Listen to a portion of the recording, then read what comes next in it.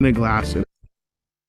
At St. Francis, guests can experience sustainably sourced wines paired with culinary delights.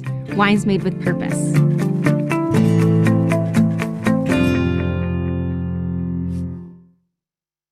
Waiters always look at me and think that I'm gonna.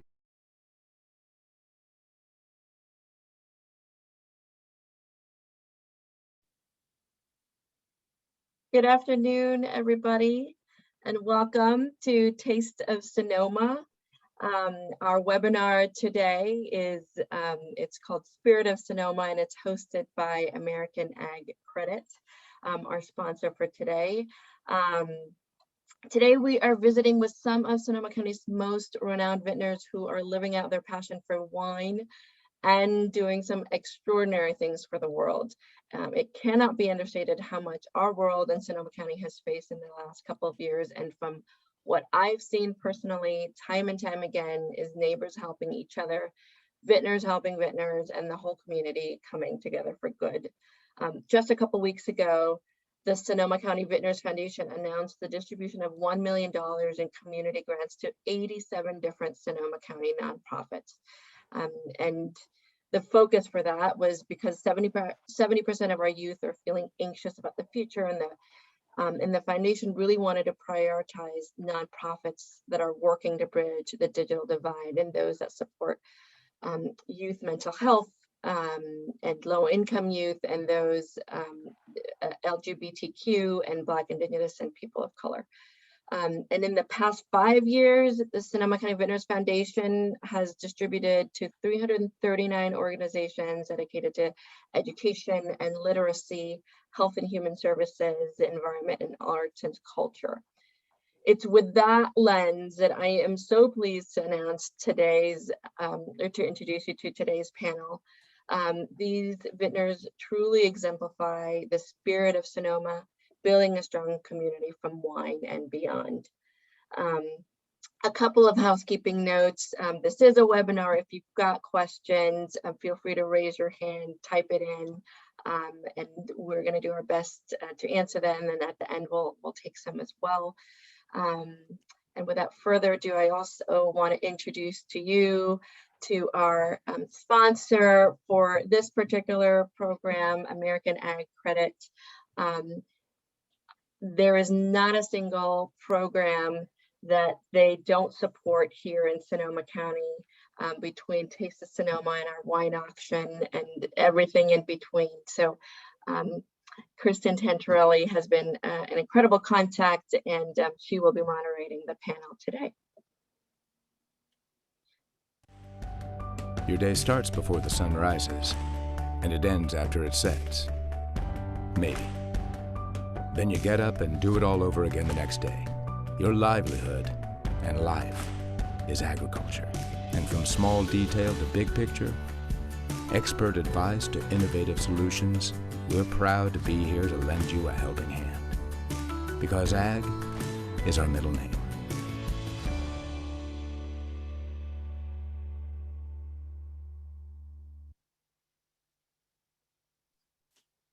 Well, thank you, Leah, for the introduction. I'm Kristen Tantarelli from American AgCredit. We are sponsors of today's program, and I have the extreme pleasure to be moderating the panel and enjoying a little bit of wine along with everyone else. Just thinking of who American AgCredit is, because you may be wondering, because they're not a bank that you've likely heard of. American AgCredit is a lending institution completely dedicated to the needs of agriculture, and that includes the folks that are growing wine grapes and the folks that are making those grapes into wine as well. I'm dialing in today from the Russian River Valley in Sonoma County. The headquarters of American AgCredit is based in Santa Rosa. And it happens to be where I'm from, and I have a lot of passion for as well. And you'll see a reoccurring theme with today's panelists in using and how they leverage their passion through their business. And American AgCredit is no exception to that. Last year, our employees logged more than 500 hours of volunteer work, and I'm honored to share that our organization was awarded a Heart of Sonoma County Award by the Center for Volunteer and Nonprofit Leadership. And that award was specifically recognizing the hours that our employees are giving of their time in the community. So just a small way that American AgCredit is helping folks ignite their passion and then give of their time as well. What we thought we'd do with the sort of spacing and the programming for today is follow along with how we would taste the wines. So that's how we've arranged the lineup. And it's my extreme pleasure to introduce Joyce Sterling from Iron Horse Vineyards. So if you haven't already, please open up your bottle of bubbly. We can have a quick little taste, and then I'll let Joy talk about what sparks her passion, and specifically this bottle and label that gives to National Geographic. Thank you so much for that wonderful introduction. You know, one of the great things about being a sparkling wine producer is that generally I get to propose the first toast. So, and I actually have a couple here. First, I'd like to toast American AgCredit. I think the volunteer work that you do is just so tremendous. Thank you so much. You deserve the heart of Sonoma and the heart from all of us. It's one thing to write a check, it's something else to give of yourself and your time, and that's really great. I also want to toast everybody who has tuned in with us. You know, what is a better afternoon or evening than Tuesday for bubbles? Let's just, yes, cheers. And I also want to say how pleased and proud I am to be in the company of two such wonderful women, neighbors, friends, and drinking their fabulous wines. So we at Iron Horse are best known for our sparkling wines. And my parents bought Iron Horse in 1976, so very pioneering. It's hard to remember that back then, Iron Horse was the most westerly vineyard in Sonoma County. And even the UC agricultural agents advised my parents to not do this. Go east, grow Cabernet like everyone else, just you're going to lose a third of your crop to frost. And so the whole story of Iron Horse is really about their incredible vision and foresight. We are also in the Russian River Valley, but more specifically in an area called Green Valley. It lies entirely within the Russian River Valley. So most people grasp it as a sub-appellation, but in fact, it is its own federally recognized AVA. And a great source of pride is that the name on the application for federal recognition was my mother, Audrey M. Sterling, and her attorney of record was my father, Barry H. Sterling. And this was in 1983, simultaneous with Russian River applying for AVA status. So, I mean, this was apple orchards in the 70s. And in fact, the apple that we're known for is called the Gravenstein apple. And they're just now coming into season. And some people would argue that the Gravenstein is a endangered food. It's on the slow food arc on their website of endangered food because it's primarily a baking apple. And until the pandemic, really nobody was baking. Now everybody's baking again, so maybe it'll enjoy a great revival. But I believe that that apple, you know, it's using apple as a descriptor for wine for Chardonnay is very commonplace. And sometimes it's green apple. And when you're drinking Iron Horse Chardonnay, as in this Blanc de Blanc, it's most specifically that Gravenstein apple, that sweet tart flavor. So I feel the apple lives on in our wines. We do give $4 a bottle of this special Ocean Reserve to National Geographic's Ocean Initiative.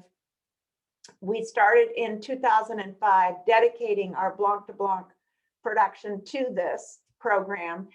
We chose the ocean because the Pacific is literally 13 miles behind me west as the drone flies, and it is the engine of our microclimate. It gives us the fog, the coolness that we need to be able to grow grapes for sparkling specifically, because that cool climate slows down the growing season and allows us to make bubbly on this level of finesse. Many people taste this wine and they say they can taste the ocean. And I can see that because when you have brisk acidity in a wine, that leads to minerality. So I can see where it's not a giant leap. But certainly by association, our proximity to the water is just so very important. Besides being our business, this is our home. We have 3 generations living here. During COVID, we were lucky enough to have 4 generations. My eldest niece has a 1-year-old. They live in New York, and they came home and were with us from October to May. So for my mother in particular, who just turned 90 in May, that was just an incredible positive, the silver lining of obviously a horrible event. And we make 19 different bubblies, which I adore. So who knows, you know, after today, I might decide that we need to make a Tuesday cuvee. So thank you so much for your time. And I'm excited to taste the other wines with Sonia and Prema. Thank you, Joy. And just because I didn't cue it up before, we are going to talk about wines first and then dive into more of the content and the passion behind the giving that we give. So in our flight today, we're moving on to Sonia Byck-Barwick from Paradise Ridge. Hello, everyone. So wonderful to be here. And I toast you as well. And I'm going to be pouring our 2020 Sauvignon Blanc. And I'm going to push, I don't know if it's going to work this way, but it's actually a wine that's in our new bottle. We just redid our label. And hopefully if all of you have this wine, you can see the label. So I don't have to continue to hold it. But this wine is an estate grown wine. And we also are in the Russian River Valley. So we get some of the same influences just a little further away than Iron Horse. So we get the nice cool fog from the Russian River Valley, which is amazing. And that's why it makes it so a great place to grow Sauvignon Blanc. Sauvignon Blanc was the second varietal my parents planted on the property. And to tell you a little bit about, you'll see the sign in the background that tells you a little bit about my story. The Paradise Ridge story is truly a love story. It began with my parents who met back in the late 50s and fell in love. They actually got engaged in a sculpture grove in the Netherlands, which is where my mother is from. They followed their passions all the way here to Sonoma County and ended up purchasing our property in 1977. So, and that is the following years when we planted our first grapes. The first grapes were actually Chardonnay, but then we followed with the Sauvignon Blanc. So the Sauvignon Blanc has been part of what we've been doing for many, many years. We too were told not to do what we were doing. We were sheep ranch. And it's funny because we've gone back to our roots. We now have sheep coming into the property again. So that's part of our sustainability, which is a great part of the story, the love story with all things that have brought us to this point. So this wine is made in the vineyard. So it's Dan Barwick, who's my husband. So we're family business. He makes our wine, and the way he makes this wine is really in the vineyard. So instead of waiting for all the grapes to hit a certain level of ripeness, he harvests them when they're ready. So sometimes the harvest is 3, 4, multiple times over so that he's getting the flavors in the vineyard. And that's what makes the wine complex and brings out all the natural characters, because he believes that this wine should be a reflection of the place it's grown. It's a time and a place. It's the vintage and it's the place where it's grown. So this wine is one of our house favorites. So that's one of the reasons we chose it. It really is a wonderful wine that goes with a lot of different cuisines and foods, and is also good on its own. It can be a breakfast wine, a lunch wine, or a Tuesday wine. So it is, Dan's likes all the wines to pair with food. So you'll find that our wines are lower in alcohol, and this wine sees no oak to keep it very fresh and clean, and also helps it really pair with food because Dan comes from a food background. So for him, making sure that the wine pairs well with food is a very, very, very important part of the experience with wine. So, so this wine is the, like I mentioned earlier, is actually the second bottling that's going into our new package. And as part of the love story, the bird on the label, for those of you who have a bottle, is reflective. It's actually a cutout. If you ever come to visit us at Paradise Ridge and visit our art, which I'll talk about later, the bird on the label is cut out of the love. So if you get close to the love from a distance, you guys can't see it in my picture, you don't see the bird, but when you get close up, there's thousands of birds cut out of each of those letters. And it is that bird which is on our new packaging. So I can tell you more, but it would take forever if I told you the whole story behind the bird and all the things. So you'll have to come visit when you get a chance. And hopefully you're enjoying this amazing wine. It is really one of my favorites. So cheers, everyone. Thank you, Sonia. So next I would like to turn it over to Prema Behan from Three Sticks, who's joining us today. And that's the third wine if you're pouring along with the 2019 Gaps Crown Chardonnay. Cheers, everyone. Good afternoon. Well, I feel like the baby in the bunch. Three Sticks has been around for 20 years, which is incredible to me. I've had the privilege and honor of being in every single blending meeting that we've had, and to have been a part of the making of each bottle of wine that we have done since 2002. So it's a real honor for me to be here. Three Sticks was started as a project, a passion project of with my partner, Bill Price. Bill is an enthusiast of incredible vineyards. So that really has been Bill's focus over these last, well, really since 1997, which is when Bill purchased the Durrell Vineyard in Sonoma Valley, and really used that vineyard as sort of the teaching ground for himself. And, you know, what is California Chardonnay? What is it capable of? And likewise, Pinot, he's a Pinot hound. So Pinot Noir and Chardonnay go hand in hand. And at the time, I think Durrell was most well known for Chardonnay. And we've been evening out the score between Pinot and Chardonnay at Durrell.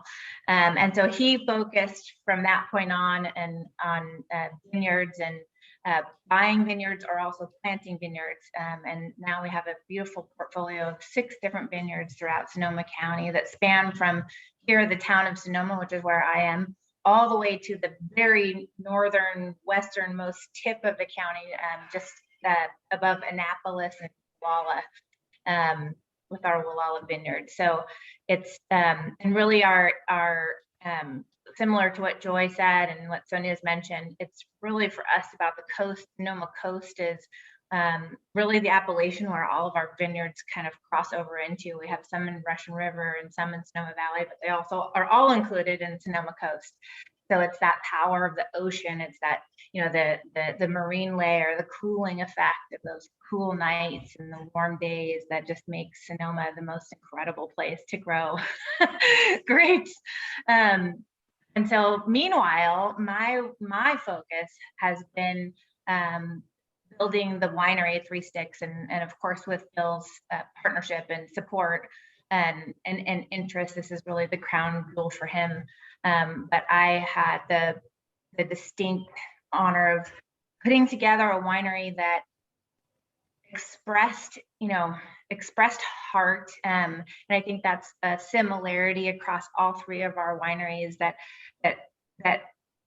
heart and people are at the center of what we do. Obviously it's agriculture and it's incredible grapes and it's farming, but it takes a lot of people to do all of those things. And so at Three Sticks, for me, what I'm most proud of is the way that we take care of our people, our team, the quality of people that we work with. And I think it really translates and comes through in each glass of wine that you have, is that when people feel valued, when people can use their skills and talents to the best that they possibly can and feel supported in that way, it just really shines through. So I love it. I think the wine industry is the most exciting industry to work in. It's the hardest for sure, but maybe not the hardest, but it feels really hard sometimes, but it's so rewarding. So anyway, all of that said, what's in your glass from Three Sticks is a Gaps Crown Chardonnay. This wine just totally floats my boat. I love it so much. Gaps Crown Vineyard is an incredible vineyard, and similar to Durrell, but the opposite. It's been known historically as this amazing Pinot Noir vineyard, but there is also 30% of our acres are planted to Chardonnay, and it's such an exciting Chardonnay. It's a freezing cold property. Weirdly, Gaps Crown, which sits above in Pengrove, like sort of above Sonoma State, is the coldest vineyard in our entire portfolio. So we have, colder than Russian River, colder than the far northwest coast. And it's because it just gets hammered by the wind from the ocean, and it sits at the crown, hence the name, the Gaps Crown, the crown of Petaluma Gap. So this is where the marine layer gets sucked in from Bodega Bay and it fills up all of Sonoma County. But the first like hit point is Gaps Crown. So we planted a Dijon Colonna Chardonnay there, and this wine is so versatile. It's very Chablis-like. It's probably the most nervy, the most diverse of all of our Chardonnays, and it really does lean on that sort of leaner side. And our incredible winemakers, Ryan, Bob, Carl, Emily, our whole team, make some really wonderful decisions about this wine, and where we taste it all together and use a lot of neutral oak, and really just let that I love how you said, Joy, the way you said it, that they ecstatic acid or whatever in it, really let that come through. So it has that heightened minerality, and this wine works with every kind of caviar. We've done research on that. Just a wonderful array of things. So anyway, cheers. I'm so excited to be here and to talk with these incredible women. So thanks for having me.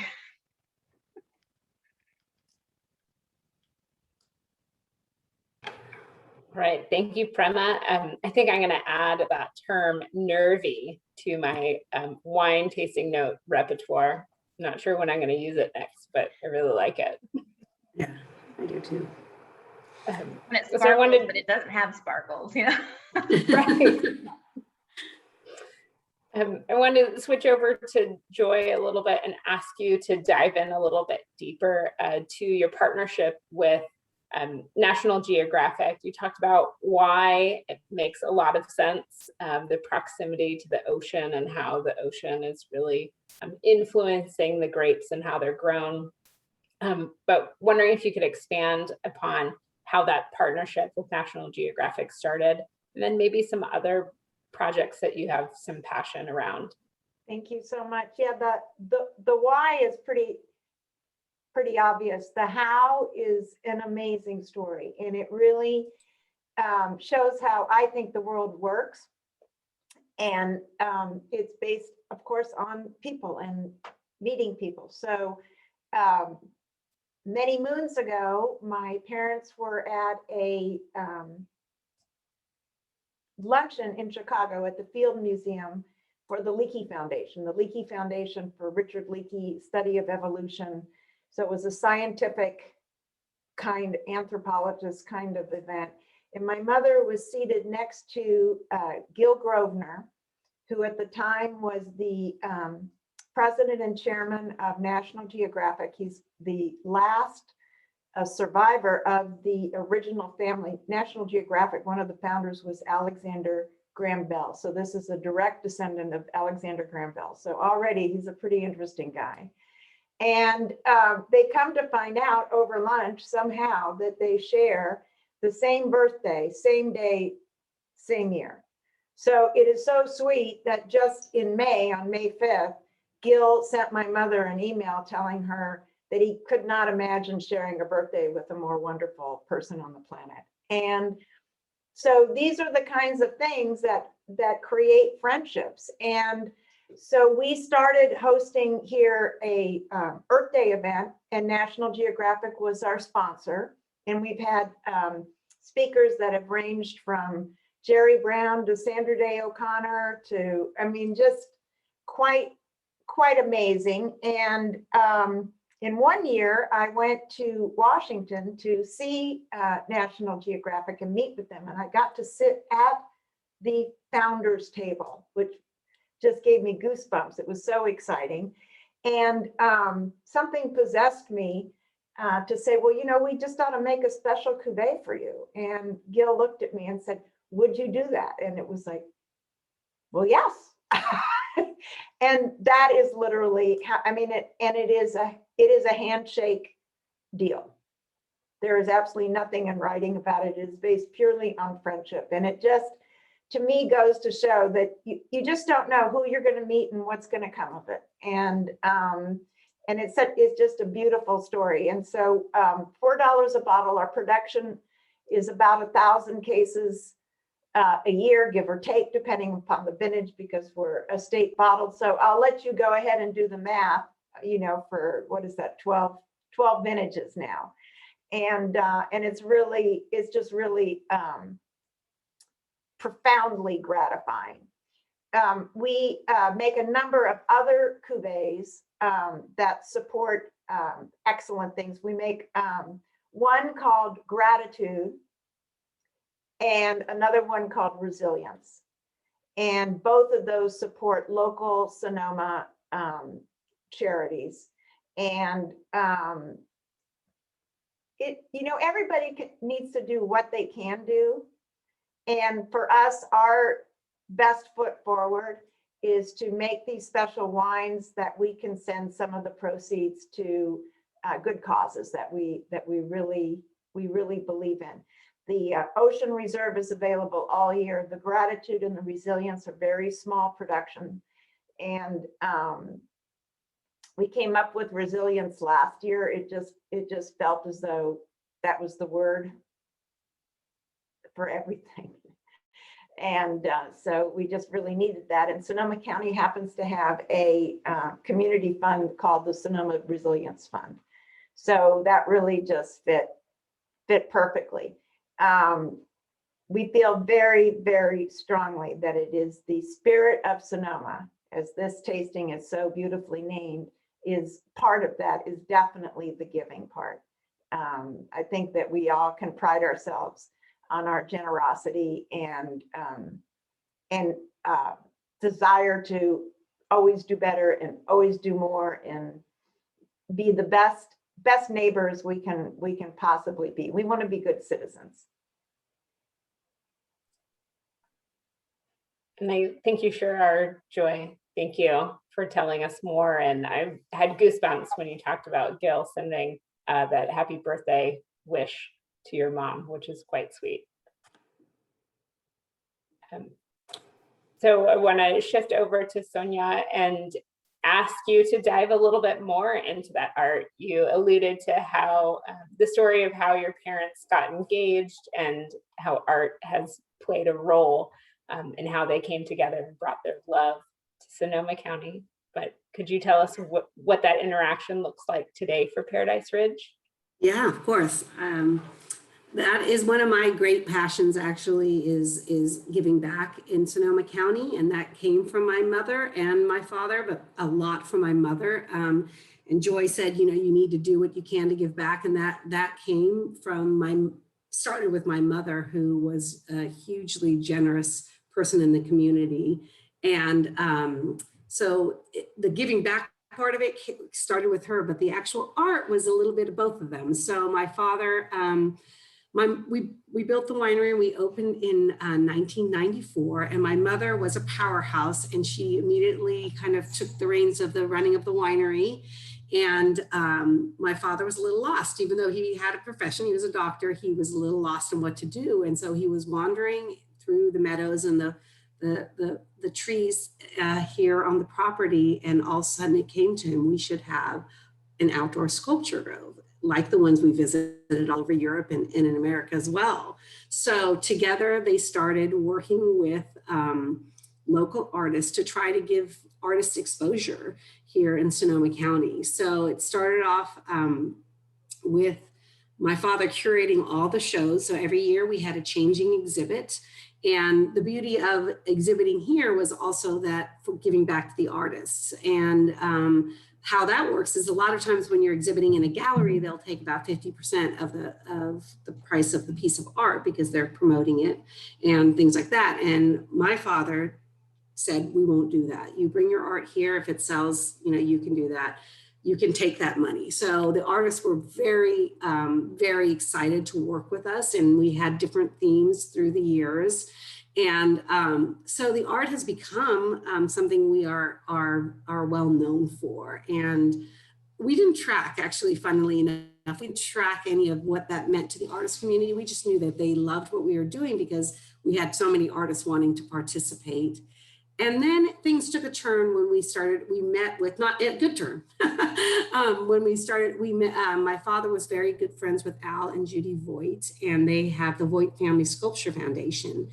And Al had passed away, and Judy wanted to do a tribute to Al. And she approached my father, the foundation did, and said, can we do it at Paradise Ridge? And my father said, I would love that. And that's when things really, really took off in a great direction. We had 40 artists that year on the property represented. And that is actually how we ended up with Love. And actually our Burning Man connection, because Love was a piece from Burning Man. And it was perfectly positioned from the winery. So this view you have behind me is from the deck of the winery. And so we really, that is when the art part of things really exploded and expanded here on the property. It also put my father in touch with more artists, and especially Burning Man artists, who basically make these amazing pieces, these huge, Love is 2-story high, but we actually have a 6-story high temple here on the property, these huge pieces, and then they don't know what to do with them afterwards. So they end up sitting in somebody's, yard and so my father has now a reputation for being a place where maybe if he loves your piece, that you can show the piece. So we started with the Grove, and that's what the Voigts do, is they curate the Grove for us, and that changes every 2 years. But then all over the property, you will also find amazing, huge art, mostly from Burning Man. And it's been the joy of my father's life, and so it became a joy of my life, because really artists are really amazing people. And it turns out that, wine and art, because wine is an art as well, they go hand in hand together. So really it has become something that we're well known for, and we're very proud of. And in those years, the Voigts actually do keep track of how much goes back into the community.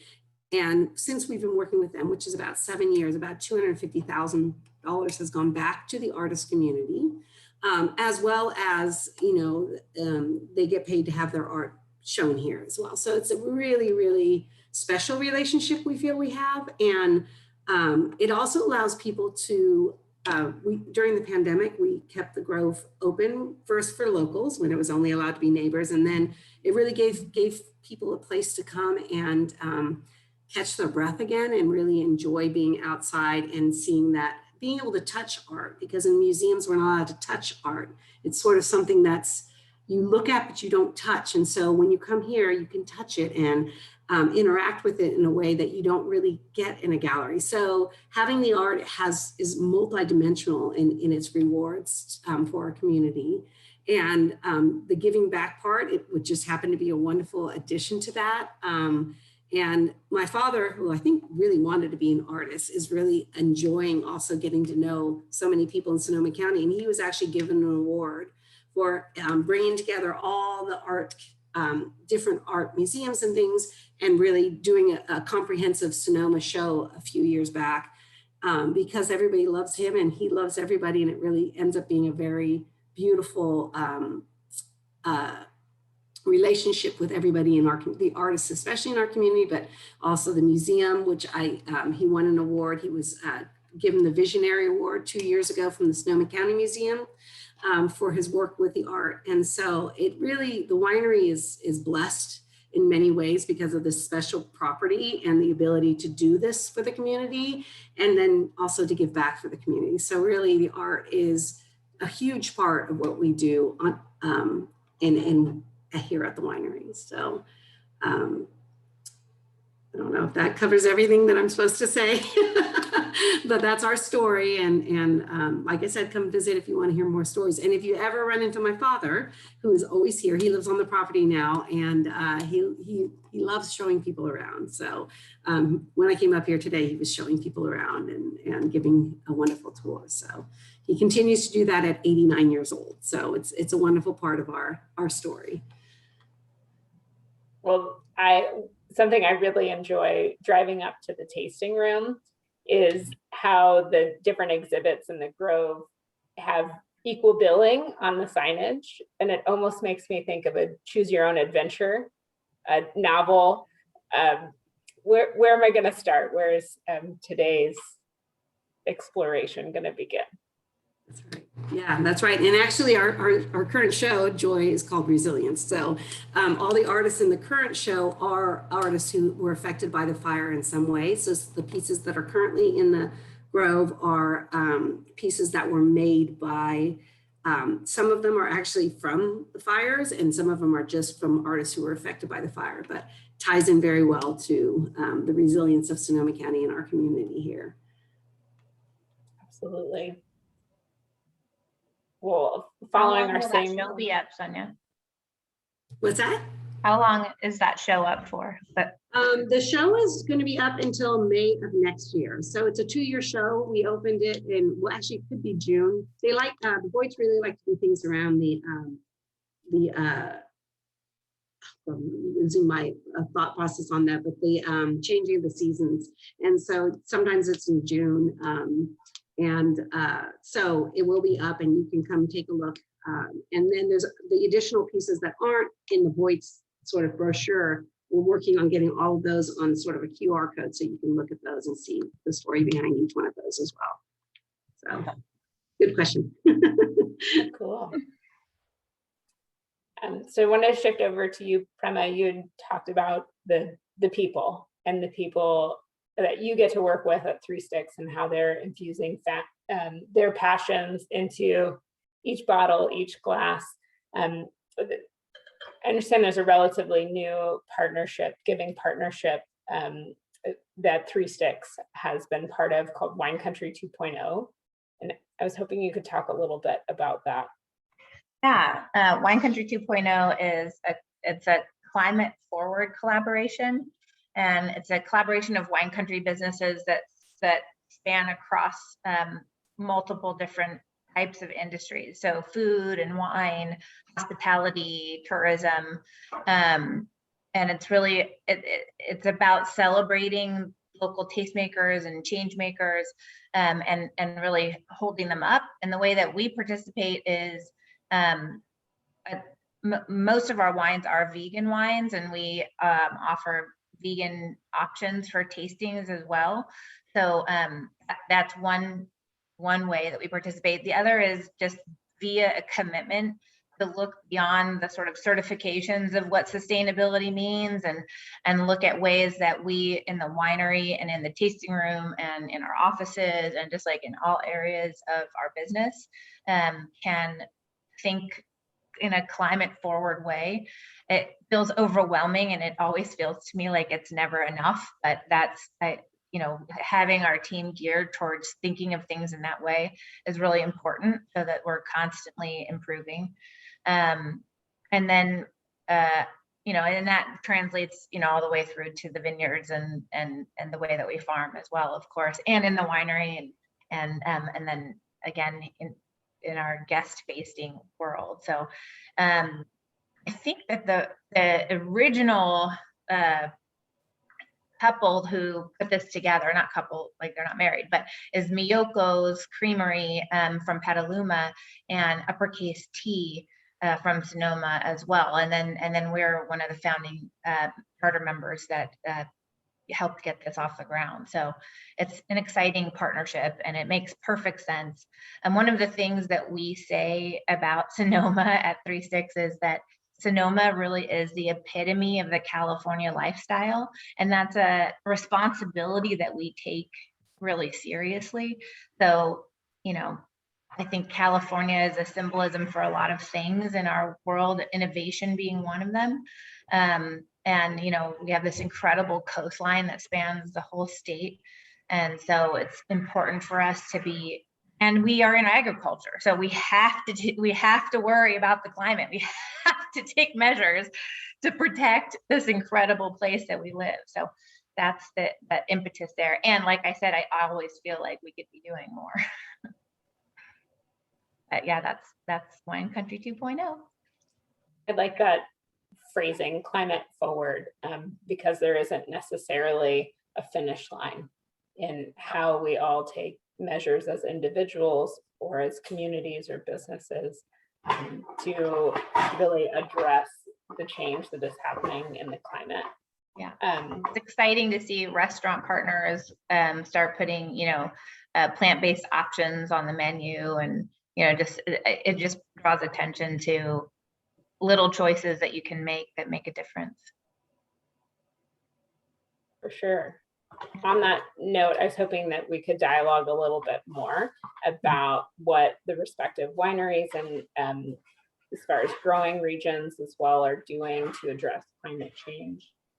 I know that within Sonoma County, and we're nearly at 99% certified sustainable growing for the grapes that are grown here, which has been an incredible effort of a partner organization, Sonoma County Wine Grape, to not only establish what sustainable certification means, but then also to teach and advocate the various growers to achieve that. So happy to just pitch this out to the group as far as talking about maybe some specifics in your winery practices. I see Joyce got her hand up. Yes, I'm very excited, and I love that expression, climate forward. I've also heard climate positive, which is another great one. Some of the things that we do, first and foremost, particularly important in a drought, is that all of the water that we use in the vineyards and in our gardens is tertiary treated water from the little town of Forestville, just to the north of us. And amazingly, that is something we started in 1990 when my brother first joined the winery. Lawrence negotiated that. Our contract goes through to 2030 something. I don't know. It's absolutely fantastic. And in this drought, amazingly, even treated water is in low supply. So we're being metered, if you will. We can't just take whatever we want from them. So, but nonetheless, we have never, since 1990, we have not taken any water out of our creek, Green Valley Creek, and therefore not out of the Russian River. And that is just absolutely important. The first thing my parents did when they bought Iron Horse was put in a reservoir. You know, hello, Californians need a reservoir water. But then the other thing they did, which is really amazing, is what they didn't do. And that is letting all of the natural habitat just stay. All the oakland, all the riparian corridors, just let it be natural. Don't take it all out and plant, every viable inch of vineyard.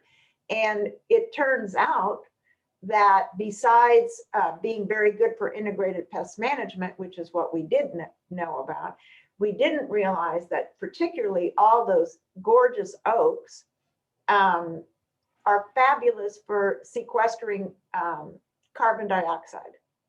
They're carbon sinks. And besides being just gorgeous, and you grow so attached to your trees,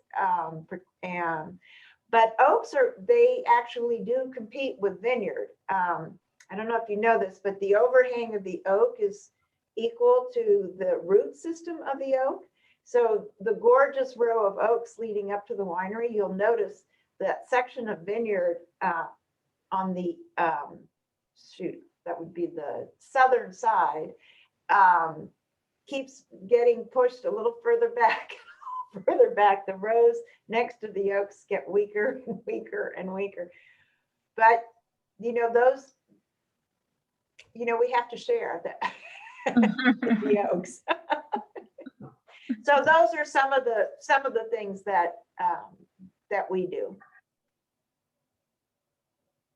I'll jump in next. We actually, a similar story, Joy. My parents only removed one tree in putting in the vineyards and building the winery. And so when you visit the winery, we have a very curvy way to get up to us, and that is to avoid taking any trees out, which is, very forward thinking. In fact, we actually hired a PR person about 5 years ago, and she said, you need to start doing things more sustainable. Write down what you're doing. And we wrote down, she said, what? You're doing all of it. She's like, you need to start talking about this more. And so basically, growing up with a European parent, everything was about sustainability, and that continues on today. It's gotten even more so in the vineyards. It's one of the reasons I mentioned the sheep. I mean, that's a new, definite way of, not new, a lot of people are doing it, but new to us. We've been doing it for about 4 years now, of bringing biodiversity back into the vineyards. We also use biochar when we replant the vineyards. And we actually did that to help with the oak part of things. That's where it sort of started, is trying out biochar, which really is like a charcoal that really keeps makes the vineyards healthier and brings more microorganisms into the vineyard, but it also really helps you use less water. We are very, very lucky that all our water is sourced here from the property. So we have not had to worry about water, but we are very conscientious of it. So over the years, especially after the fire, we redid all our vineyards so that you can program them almost row by row. So they only water what is needed exactly. So there's not water waste. So I can't even remember the whole list, but there's just a huge amount of things that we did naturally, and now talking a little bit more about it, just because sustainability is so important, and sharing that story is very important. And we feel just incredibly blessed that we have the water and are able to, but we're very careful with the water. And so those are a few of the things that we're currently doing. But every year, being sustainable, you're always looking at what the next thing is that you should be doing. So Dan is trying some new things in the vineyards this year. One of the things he mentioned to me is that he's trying to water a little bit early during the drought season in hopes that the vineyards will then take less water later. So you're basically always trying to do your best. I think that's what we're all trying to do, is really be conscientious of this amazing earth that we live on, and really trying to keep it healthy for future generations. So it's a big part of what we do every day, actually. I could go on and on, but I won't, because that would be boring. But yeah, so those are a few things we're doing.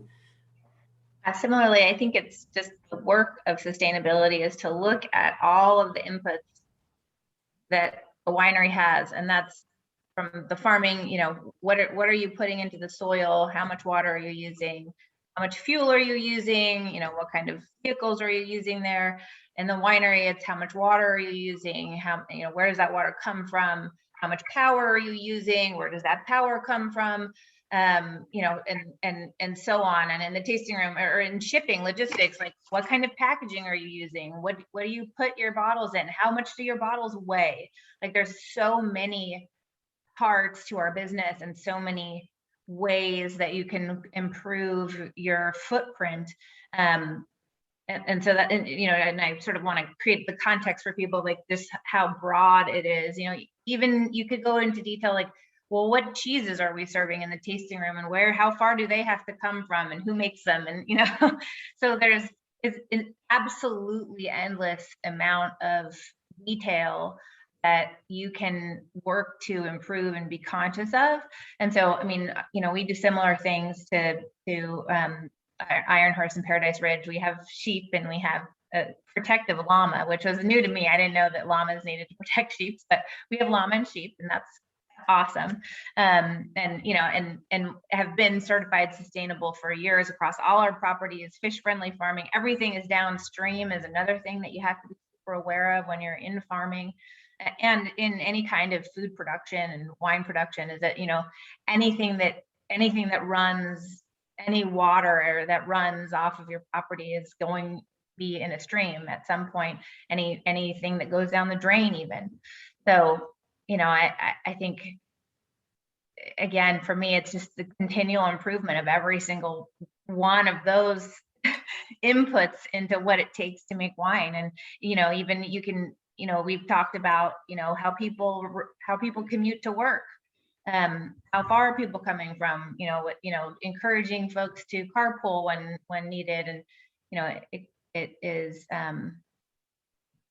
it's an endless, which is good and encouraging. It's an endless amount of things that you can improve on constantly. And it's just important to not lose focus on that, which I'm totally guilty of at times, but like annual, like having to, you know, audit yourself and look for areas of improvement and implement that stuff is, I think, what's exciting. And I think it makes wine actually, we're sort of at the forefront of that in terms of agriculture. And, you know, that we touch so many different strata from agriculture to production, hospitality, and shipping all over the country. So I love what you're saying. It just feels, you know, for us, it's always how can we do better?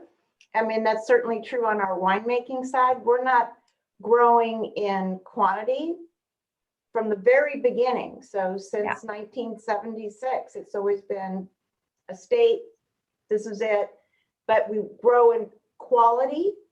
And now we also are constantly pushing ourselves. How do we do better on the climate sustainability piece of the equation?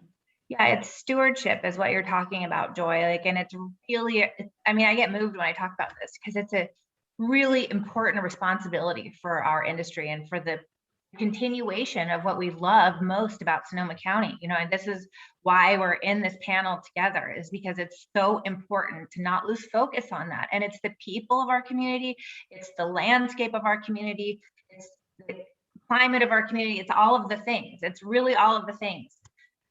So you know, there's no lacking of passion on this panel. You're right I know we about have to that, have lunch too. together, ladies. Yeah. Yes. Sounds good. Prema, you had mentioned some of the details, and I was hoping that maybe in our remaining time together, you could talk about some of the details that you mentioned earlier about vegan wines. I think I've wrapped my head around vegan experiences in the tasting room, but don't know much about how that relates to a production environment for the wine itself. Sure, there's a couple of different,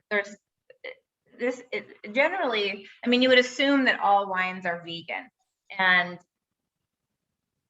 that is true for all unfiltered wines. So there's different things that you can use in the winery to filter and fine your wines that are animal products. You know, some of them are egg whites or fish bones, I think.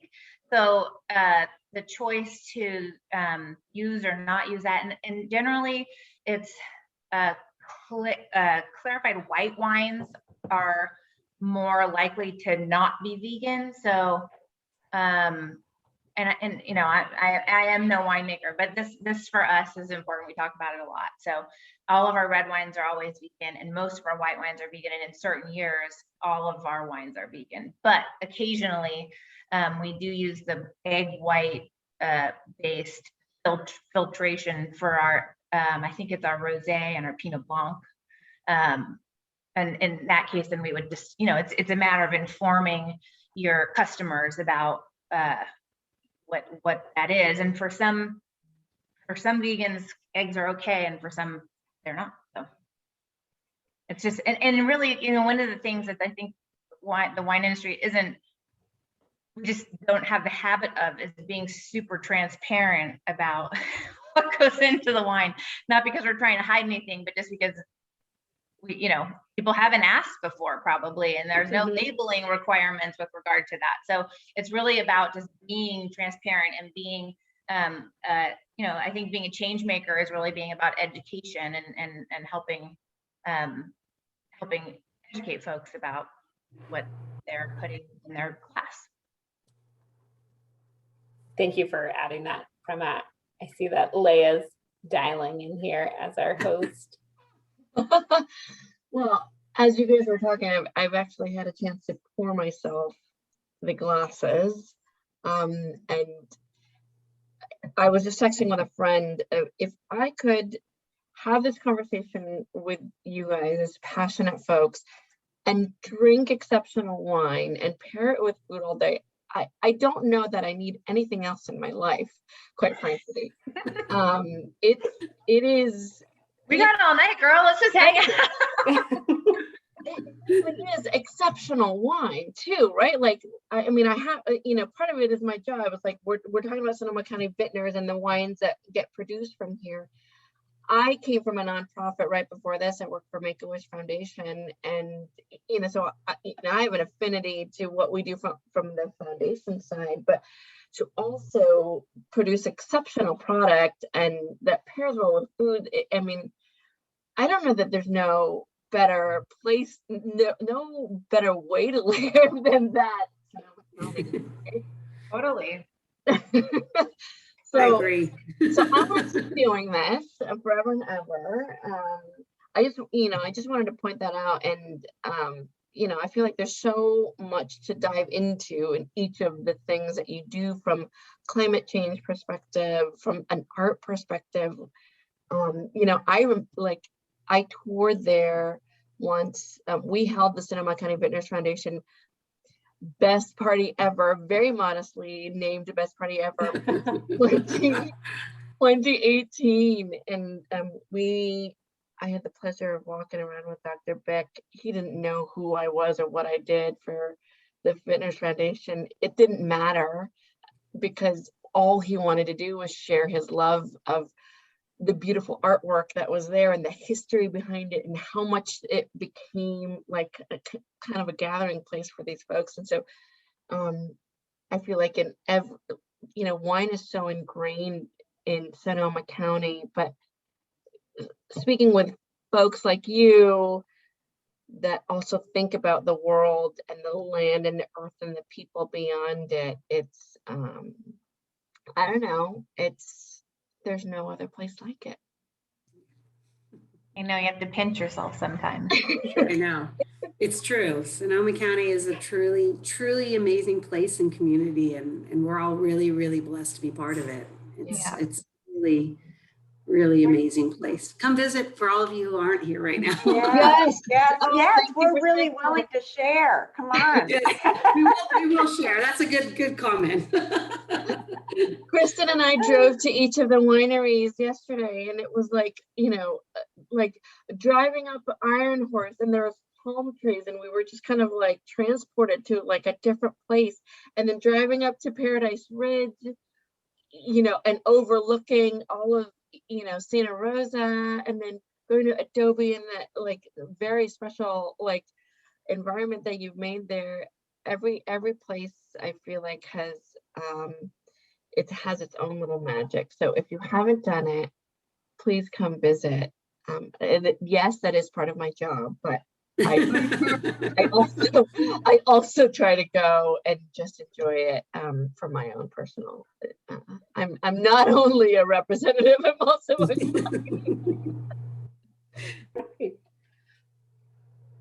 Well, thank you so much. I don't know if we're coming to a conclusion here, but this has really been a lovely conversation. And I know there's so much more. I have so many questions for both Sonia and Joy about your wineries and all the things that you do. And we'll have to take it into a lunch date. I love that idea. I love your idea of a lunch date. And everybody, you know, the participants on the call, just let us know your email and we'll invite you to. There we go. No, I just feel really honored to actually be part of this. I wanted to thank you all for including me in on this. It was really a magical experience for me, and I feel really honored that I'm here and that I could represent Paradise Ridge. So thank you all for this experience. Thanks, Thank Sonia. you. Thank you very much. And thank you, Kristen, for moderating this. And Yes, you and did the beautifully. conversation. That was Yes. amazing. Absolutely, And American my AgCredit, pleasure. and certainly American AgCredit, again, for supporting everything that Sonoma County does from an agricultural perspective. It's truly outstanding. So thank you. If you haven't yet visited, go ahead and go to tasteofsonoma.com. We have one more webinar for the at-home campaign this year, and that's in 2 days on the 29th. So it's too late. It's a red wine rotation. So it's such an incredibly huge topic, but it's a good sort of starter if you don't know too much about it in Sonoma County. And then also go to tasteofsonoma.com to stay tuned for when and where we're going to have an in-person Taste of Sonoma for 2022. I know we're all very excited to do it and be there in person and clink our glasses in person. Yes. Can't wait. Cheers, everyone. Okay, can't see my wine glass. Cheers. Thank you so much. Cheers. Thank you. Thank you so much. Cheers. Thank you.